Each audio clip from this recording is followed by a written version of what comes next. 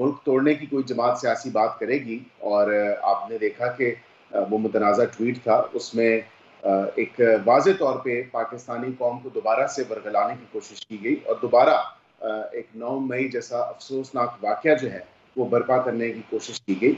माज़रत के साथ वो पार्टी अभी भी बानी पीटीआई अभी भी अपनी उस ट्वीट पे कायम है और वो ऑन कर रहे हैं कि इतने बड़े स्टैचर का इंसान जो कि मुल्क का वजीर आजम रह चुका हो, अगर वो इस तरह की चीज को एंडोर्स कर रहा है और उसकी डिसेमिनेशन पॉसिबल कर रहा है through various mediums and social media being one of them, so that obviously qualifies in the digital terrorism aspect of things. So of course तो आप ये कह रहे हैं कि ये मुतनाज़ा ट्वीट इमरान खान ने जो की उनके जो अकाउंट से हुई और जो तहरीक इंसाफ के अकाउंट से अगर इसको आगे फ़रोग़ दिया गया या वैसे ही उसको भी दिया गया तो ये डिजिटल दहशत गर्दी के ज़ुमरे में भी आता है और इसी के तहत कार्रवाई होगी?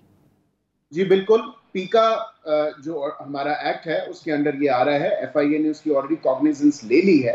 एफआईए उसे क्वेश्चन भी करने गई और मुझे तो समझ नहीं आ रही कि वहां पे ये कौन सी इतनी इन्फैचुएशन या इंस्पिरेशन ड्रॉ की जा रही है। अमेरिका या इंग्लैंड या दीगर यूरोपीय ममालिक के जितने भी हम सीजन्स देखते हैं या हॉलीवुड की मूवीज हैं कि भाई I will not speak to any of the authorities without the presence of my lawyer. मतलब यहाँ पे तो मैंने अपनी प्रैक्टिस में एज बैरिस्टर नहीं देखा कि यहाँ पे 161 का बयान 161 की जो स्टेटमेंट है वो ली जा रही है अगर किसी नामजद मुल्जिम से और वो कह के I will not speak to the authorities unless my lawyer is present.